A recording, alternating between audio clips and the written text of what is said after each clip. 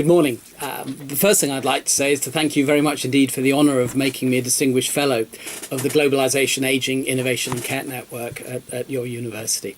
And a particular big thank you to Mirjam for all she's done in driving that network and initiative forward, but also in involving me.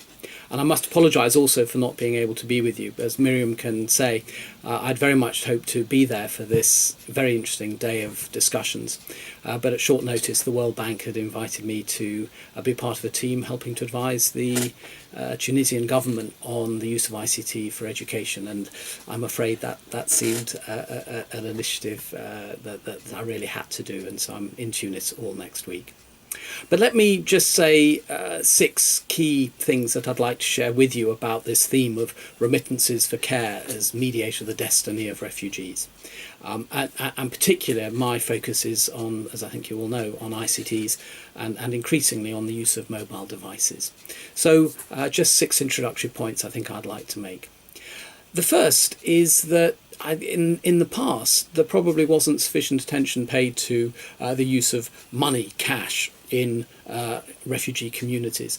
But over the last 5 to 10 years, the UN Office for Coordination of Humanitarian Affairs and others have, I think, very definitely recognised that cash has become increasingly important for all kinds of humanitarian relief, and especially for refugees and displaced people.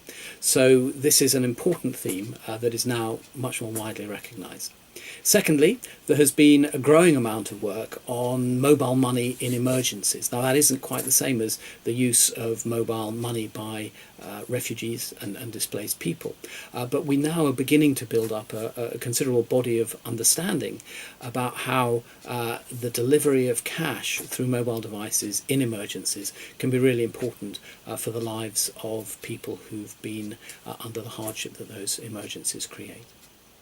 I think the third point I'll draw attention to, and I'm sure many of you know it, but there was a very useful report by the GSMA in December 2014, I think, that noted that there had been a number of new initiatives where mobile operators and aid agencies and civil society organisations have been working together to find how the delivery of mobile money for refugees can be successful. And I think there's a particularly good initiative where the Norwegian Refugee Council and Airtel in Goma in DRC set up a project in 2014, and that had promising results. Likewise, MTN has been doing similar work in support of use of mobile money for refugees in Uganda.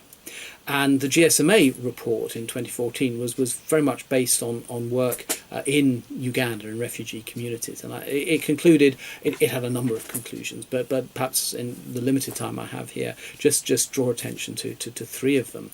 That mobile money delivered to refugees has firstly a major role in contributing to their recovery, resilience and return. It also leads to greater economic growth within and beyond the displacement settings. And I think if you can imagine the increased amount of cash in refugee camps can generate a set of economic activities. And thirdly, this just the delivery of mobile money can help empower displaced people.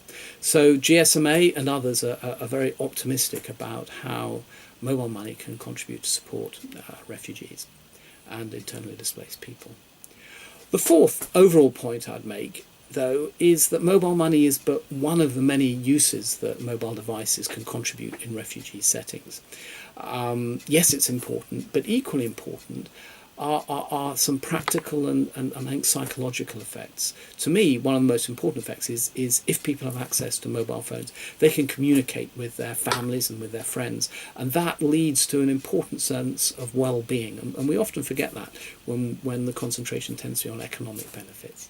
But also, mobile devices can be an incredibly useful way of gaining learning, be it sort of formal education or technical skills, but also health information. So I wouldn't want to see mobile money totally isolated from this wider sense that mobile devices can be used to support and empower refugees and internally displaced people. Fifth overall point I'd make, and those of you who know me, I think will know I'm going to make this one. There's been quite a lot of work, and indeed the GSMA report would support it, to show that women actually gain more from the use of mobile money in refugee contexts than do men. But I champion the cause of people with disabilities, and as much as women are very frequently marginalised, particularly in patriarchal societies, people with disabilities, I think, are often very much more marginalised even than women. And so we need to explore ways that people with disabilities can really benefit from mobiles. Finally, though, and my sixth point is that all might sound good and exciting, but many challenges, of course, remain in using mobile devices for remittances to help influence the destiny of refugees. And again, I'd just draw attention to three of these. First, there are still a lot of regulatory issues that need sorting out, especially international agreements in enabling money flows via mobile devices, and tensions within countries even about the regulatory issues between banks and mobile phone operators. Secondly, there's a very practical issue around the difficulty of having enough cash in refugee camps. There not being enough mobile money agents and people getting the cash in there. And then thirdly, obviously there are technical issues around low ownership of devices in many scenarios. Many refugees do not have mobile phones. And also connectivity is often poor.